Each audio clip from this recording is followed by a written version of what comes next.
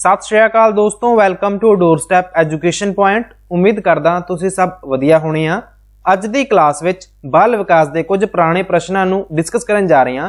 ये क्लास तुहाडे पीएसटेट एग्जाम लई काफ़ी इंपोर्टेंट है, सो चैनल नूं सबसक्राइब कर लिओ। वीडियो नूं करदे हां शुरू। गल करदे हां पहले प्रश्न दी। In which of the following stages the child look self centred. हेठ लिखिया अवस्थावां विचों किस विच बच्चा स्वै केंद्रित दिखाई देंदा है? कि इहदा जवाब इन्फेंसी बचपन होवेगा, अर्ली चाइल्डहुड मुढ़ली बाल अवस्था, या फिर एडोलसेंस किशोर अवस्था, या फिर अडल्टहुड बालकपन। सही जवाब है option number B. Early childhood period तुहानू वेखण नू मिलदा है 2 साल तो लैके 7 साल तक दे बच्चों दे विच। सही जवाब नू टिक कर लिओ। चलते हैं अगले प्रश्न ते। एंड ये वीडियो मैं दोबारा रिकॉर्ड कर रहा क्योंकि ये सेम प्रश्न मेरे तो गलत दस्या गया सी, जिहदे विच आपां गल कर रहे see the most important quality of an effective teacher is. एक प्रभावशाली जिहड़ा अध्यापक है दा सब तो महत्वपूर्ण गुण है, जिहदे विच मैं गल कीती सीगी कि डीप नॉलेज होनी जरूरी है सबजैक्ट दी। जेकर कोई टीचर हैगा या एक गुड टीचर दी आपां गल कर रहे हैं, पढ़ाए जाने वाले विषय बारे डूंगा ज्ञान उन्होंने होना चाहिए है। स्ट्रिक्ट डिसिप्लिनेरियन तो नहीं होना चाहिए, एक सख्त अनुशासन पक्षी तो नहीं होना चाहिए। Good rapid with the student की विद्यार्थियों नाल चंगा संपर्क भी होना चाहिए है। बट एदा सही जवाब आपां लगाउणा सीगा जी अ गुड मोटिवेटर, एक चंगा प्रेरक। हालांकि ये सेम वीडियो मैं पिछले साल भी बनाई सीगी एंड उहदे विच मैं जवाब जिहड़ा हैगा जी ऑप्शन नंबर डी ही लगाया सी। बट कल वाली जिहड़ी वीडियो सीगी जिन्हों कि मैं डिलीट कर दिता है, उहदे विच मैं दस्सिया सीगा good rapid with the student, विद्यार्थियों नाल चंगा संपर्क। क्योंकि जदों भी आपां इन्हां प्रश्नां नूं सॉल्व करदे हां, सोचदे हां, आप दा चिंतन करदे हां, ते कदे-कदाए आपां नूं एक नालों 2 जवाब लगदे हुंदे आ। क्योंकि मैं भी एक ह्यूमन बीइंग आ, मेरे तो भी एक अद्धी मिस्टेक हो सकती है, जिहदे लई मैं माफी चाहुंदा। बट स्टिल आंसर तुसीं लगा दिओ, टिक कर दिओ option number D. Option number D नूं टिक कर दिओ। ऑप्शन नंबर ए सी भी इंपोर्टेंट है, डिसिप्लिन भी क्लास में होना चाहिए है। बट आप लगावांगे कि एक जिहड़ा चंगा टीचर हैगा या गुड मोटिवेटर होना चाहिए है कि जदों भी बच्चों को लोड़ पवे बच्चों को मोटिवेट करे, बच्चों को रिवॉर्ड भी देवे, थोड़ी बहुत पनिशमेंट की भी वरतों कर सकता है। सो ऑप्शन नंबर डी नाल तुसीं चल सकते हो। चलते हैं अगले प्रश्न ते।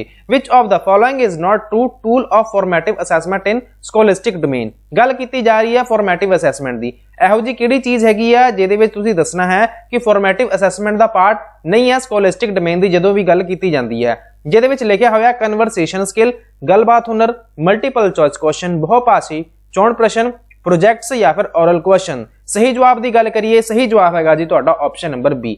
ऑप्शन नंबर बी जवाब सही क्यों है? क्योंकि मल्टीपल चॉइस जिहड़े क्वेश्चन हुंदे ने इन्हां नूं आपां समैटिव असैसमेंट विच ऐड करदे हां, ना कि फॉर्मेटिव असैसमेंट दे विच। Conversation skills, projects, oral question इन्हां नूं आपां फॉर्मेटिव असैसमेंट विच ऐड करदे हां। क्यों? एंड फॉर्मेटिव असैसमेंट हुंदी की है? फॉर्मेटिव असैसमेंट आपां ड्यूरिंग लर्निंग करदे हां कि जदों आपां इह चैक करना होवे कि बच्चों ने किहड़ियां चीज़ां सिੱਖੀਆਂ होईयां ने, जिहड़ा बच्चों ने चीज़ां सिੱਖ लईयां ने, एंड आपां चैक करना चाहुंदे हां कि बच्चों विच किन्ना क गैप हैगा आ, कि बच्चों नूं आपां जो कुछ पढ़ाया सी कि बच्चों नूं कंसैप्ट समझ आ गया है। सो उन्हां चीज़ां लई आपां फॉर्मेटिव असैसमेंट दी वरतों करदे हां। बट जदों आपां समैटिव असैसमेंट दी गल करदे हां, ਉਹਦੇ ਵਿੱਚ ਆਪਾਂ ਲਾਸਟ ਈਅਰ ਦੇ ਐਂਡ ਵਿੱਚ ਐਗਜ਼ਾਮ ਵਗੈਰਾ ਲੈਣੇ ਆ ਐਂਡ ਉਹਦੇ ਵਿੱਚ ਆਪਾਂ MCQ ਵੀ ਐਡ ਕਰਦੇ ਆ, ਜਿਹਦੇ ਵਿੱਚ ਮੇਨਲੀ ਫੈਕਚੁਅਲ ਕੁਐਸਚਨ ਹੋ ਸਕਦੇ ਆ। ਸੋ ਆਪਸ਼ਨ ਨੰਬਰ ਬੀ ਤੇ ਕਰ ਲਿਓ ਟਿਕ। चलते हैं अगले प्रश्न ते। What type of evaluation identifies learning deficiencies and difficulties of learner? मान लो तुसी आप दे जड़े learners ने क्लास दे बच्चे ने, तुसी ये वेखना चाहुंदे हो कि बच्चों नूं कित्थों कित्थों समस्या आ रही है पढ़न विच, याद करन दे विच, learn Karan they which, and की जो कुछ तुसी पढ़ाया है बच्चों नूं समझ लग गया है। सो इस किस किस्म दा मुलांकण विद्यार्थियों दीआं सिੱਖਣ कमियां अते मुश्किलां दी पछाण करदा है? कि वो प्लेसमेंट है, कंटिन्यूअस है, समेटिव है, या फिर डायग्नोस्टिक है? सही जवाब की गल करिए, सही जवाब है जी option number D diagnostic. Diagnostic इसका जवाब सही होगा जी। एंड डायग्नोस्टिक कह सकते हैं कि डायग्नोस्टिक तो बाद ही तुसी की करते हो, डायग्नोस्टिक टीचिंग तो बाद, डायग्नोस्टिक टेस्टिंग तो बाद तुसी बच्चों दी रिमेडियल क्लासेस लगाउने हो। सो ऑप्शन नंबर जिहड़ा डी है ये तुहाडा जवाब सही है। चलते हैं अगले प्रश्न ते। Which is different from other three with respect to fine motor movement? Which is different from the other three respect to fine motor movement? Fine motor movement हुंदी की है? पहला वेख लैंदे आ प्रश्न नूं।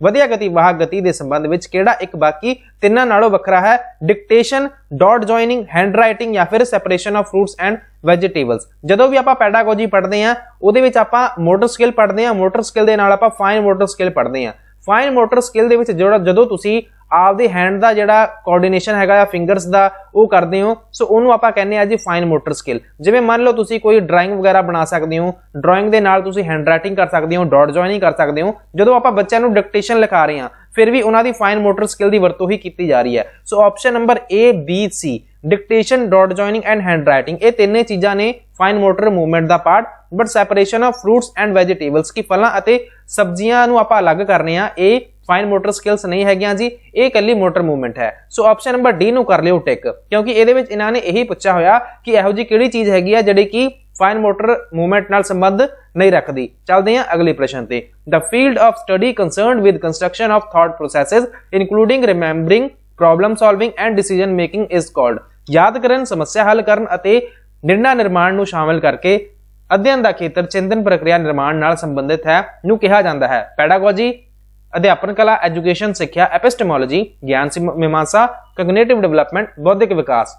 गल की जा रही है कि इत्थे डेफिनेशन दी हुई है। डेफिनेशन काहदी दी हुई है? एक स्टडी दी। किहड़ी स्टडी जी? जिहदे विच आपां कंस्ट्रक्शन करदे हां, थॉट प्रोसैसेस नूं वेखदे हां, इनकलूडिंग जिहदे विच आपां रिमैंबरिंग करदे हां, प्रॉब्लम सॉल्विंग करदे हां एंड डिसीजन मेकिंग करदे हां। सो इहनूं आपां कहंदे की हां? इहनूं आपां कॉग्निटिव डेवलपमेंट कहने हां। की कहने हां जी? कॉग्निटिव डेवलपमेंट आपां इहनूं कहने हां। बौद्धिक विकास कहने हां याद करन, समस्या हल करन अते निर्णय निर्माण नूं शामिल करके अध्ययन दा खेतर चिंतन प्रक्रिया निर्माण नाल संबंधित नूं कहा जाता है बौद्धिक विकास। अगला प्रश्न वेखो, the more often a particular ability is use the dash it becomes.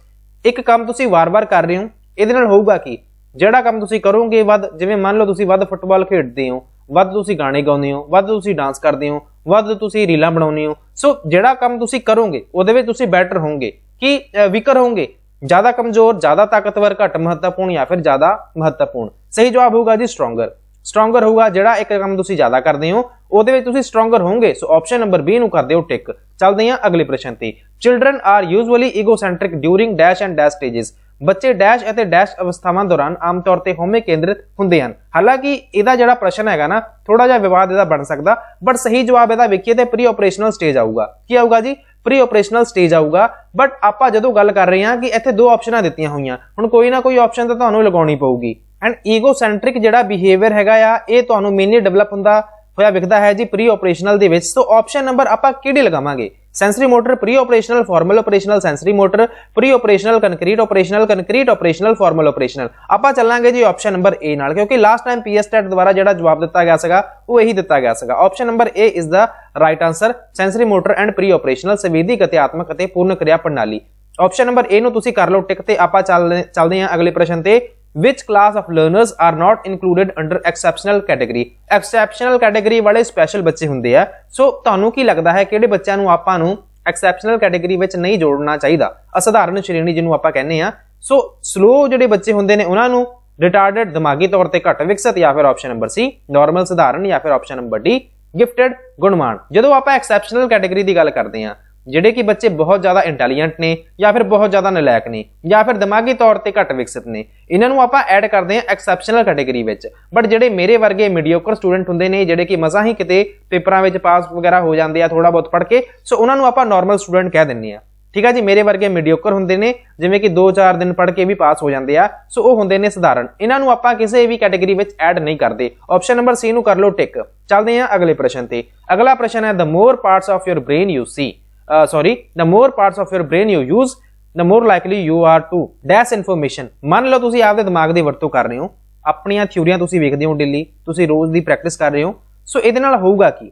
ਇਹਦੇ ਨਾਲ ਤੁਸੀਂ ਜਿਹੜੀਆਂ ਚੀਜ਼ਾਂ ਨੇ ਉਹਨਾਂ ਦੀ ਵਰਤੋਂ ਕਰੋਗੇ, ਵਰਤੋਂ ਕਰਦੇ ਹੋ, ਮਿਸ ਗਲਤੀ ਕਰਦੇ ਹੋ, ਰਿਟੇਨ ਯਾਦ ਰੱਖਦੇ ਹੋ, ਜਾਂ ਫਿਰ ਮਿਸਯੂਜ਼ ਦੁਰਵਰਤੋਂ ਕਰਦੇ ਹੋ। ਸੋ ਜਿੰਨਾ ਆਪਾਂ ਪ੍ਰੈਕਟਿਸ ਕਰਾਂਗੇ, the more ਜਿੰਨਾ ਜ਼ਿਆਦਾ ਤੁਸੀਂ ਪ੍ਰੈਕਟਿਸ ਕਰਦੇ ਹੋ ਉਨਾ ਜ਼ਿਆਦਾ ਤੁਸੀਂ ਰਿਟੇਨ ਕਰਦੇ ਹੋ, ਯਾਦ ਰੱਖਣ ਦੀ ਜਿਹੜੀ ਸ਼ਕਤੀ ਹੈਗੀ ਹੈ ਜੀ ਉਹ ਵੱਧਦੀ ਹੈ। the more parts of your brain you use, the more likely you are to retain information। ਸੋ ਇਹ ਗੱਲ ਬਿਲਕੁਲ ਠੀਕ ਹੈ। Option number C is the right answer। ਚੱਲਦੇ ਹਾਂ ਅਗਲੇ ਪ੍ਰਸ਼ਨ ਤੇ। we calculate average marks of student in the way as we calculate। ਅਸੀਂ ਇੱਕ ਵਿਦਿਆਰਥੀ ਦੇ ਔਸਤ ਅੰਕਾਂ ਦਾ ਹਿਸਾਬ ਲਾਉਂਦੇ ਹਾਂ ਜਿਸ ਤਰੀਕੇ ਨਾਲ ਅਸੀਂ ਹਿਸਾਬ ਲਾਉਂਦੇ ਹਾਂ। B.Ed ਕਰ ਰਹੇ ਸਟੂਡੈਂਟ ਜਾਂ ਫਿਰ HT ਕਰ ਰਹੇ ਸਟੂਡੈਂਟਸ ਨੇ ਇਹ ਜਿਹੜਾ ਕੰਸੈਪਟ ਹੈਗਾ ਜੀ ਇਹ ਜ਼ਰੂਰ ਪੜਿਆ ਹੋਊਗਾ। ਇਹਦਾ ਜਵਾਬ ਵੇਖੋ ਪਹਿਲਾਂ ਕੀ ਹੈ। वेरियंस विभिन्नता, अर्थमैटिक मीन, गिणती औसत, ज्योमेट्रिक मीन, रेखा गणितीय औसत, या फिर स्टैंडर्ड डेविएशन, परिमाप विचलन। सही जवाब गल करिए अर्थमैटिक मीन।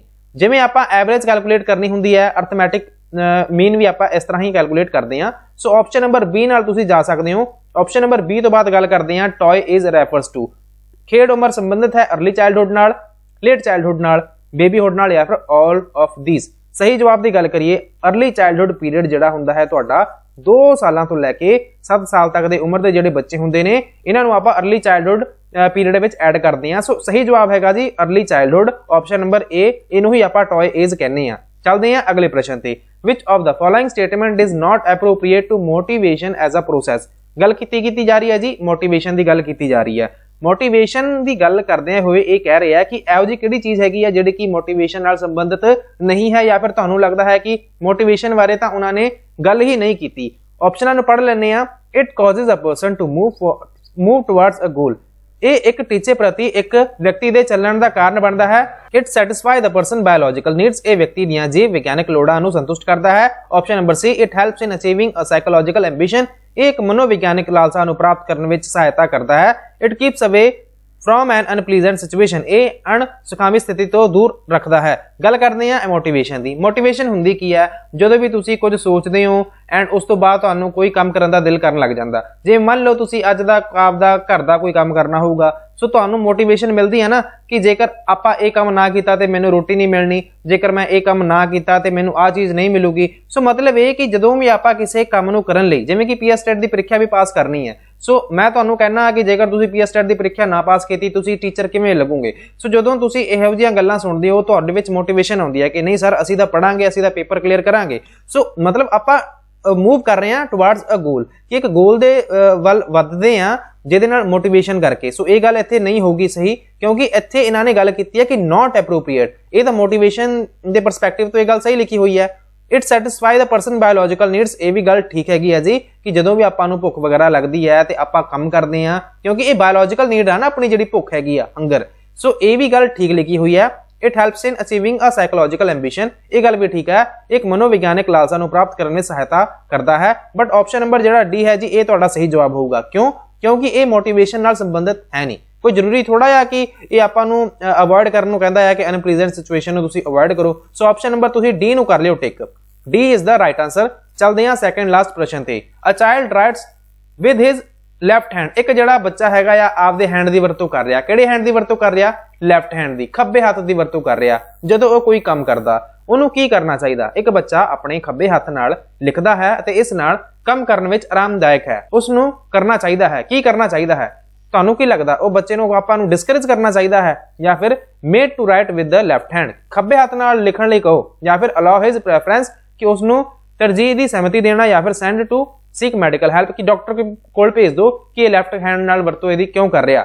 गल करते हैं सही जवाब की कि बच्चा जिहड़े मर्जी हाथ नाल लिखे जिहड़े विच भी बच्चा कंफर्टेबल है आपां नूं कोशिश करनी चाहिए है कि अलाउ हिज प्रेफरेंस कि तैनूं जिवें ठीक लगदा तो उवें कर। सो ऑप्शन नंबर जिहड़ा सी है ये तुहाडा जवाब सही होगा। आपां नूं नहीं ना डिस्करेज करना ना तो उहनूं कहना कि इहदी तूं वरतों कर, आपां कहना कि जिवें तैनूं ठीक लगदा उवें कर। ऑप्शन नंबर सी नूं कर लिओ टिक। अगला प्रश्न आ गया जी गिफ्टेड तो संबंधित कि बीइंग गिफ्टेड कि following is not a sign of being gifted. हेठ लिखियां विचों किहड़ा गुणवान होने का चिन्ह नहीं है? कि क्रिएटिविटी इसदा सही जवाब होगा, उत्सुकता, क्रियोसिटी, सृजनात्मकता, पुअर रिलेशनशिप विद पीयर्स, कुलीन नाल माड़ी संबंध, या फिर ऑप्शन नंबर डी इंटरस्ट इन एक्स्ट्रा रीडिंग, वाधू पढ़ाई विच दिलचस्पी। सही जवाब की गल करते हैं गिफ्टेड लर्नर्स हुंदे कौन आ? जिन्हां आपां थोड़ा बहुत भी काम दिंदे आ वो बहुत ही चंगे तरीके नाल कर लैंदे आ। उन्हां नूं तुसीं कहा कि आ पैराग्राफ याद कर लो, उन्होंने नाल दी नाल याद कर लेना। तुसीं कहना कि आ सम सॉल्व करो, उन्होंने नाल दी नाल सॉल्व कर देना। सो उन्हां विच क्यूरियोसिटी बहुत ज़्यादा हुंदी है, क्रिएटिव परसन हुंदे ने ते इंटरस्ट बहुत हुंदा उन्हां दा पढ़ाई नूं लैके कि जो कुछ मर्जी दई जाओ उन्होंने पढ़ लेना हुंदा। बट उन्हां दा जिहड़ा रिलेशनशिप हैगा या पीयर्स नाल कोई जरूरी थोड़ा है कि बच्चे विच जेकर वो गिफ्टेड आ ते वो बाकियां नाल लड़दा फिरूगा, बिल्कुल नहीं। कुलीन नाल माड़े संबंध ये कोई विशेषता नहीं हैगी। सो ऑप्शन नंबर सी नूं कर लिओ टिक। ते ये अज दा अपना लास्ट प्रश्न सी। उम्मीद मैं यही करूंगा सैशन तुहानूं यूजफुल लग्या होगा। चैनल ते नवे हो, चैनल नूं सबसक्राइब नहीं किया है तो सबसक्राइब बटन ते क्लिक कर दिओ, लाइक बटन ते भी प्रेस कर दिओ एंड ये वीडियो आपदे दोस्तां नाल भी शेयर कर दिओ। इस दे नाल ही दिओ इजाजत। Thank you so much for watching. God bless you all.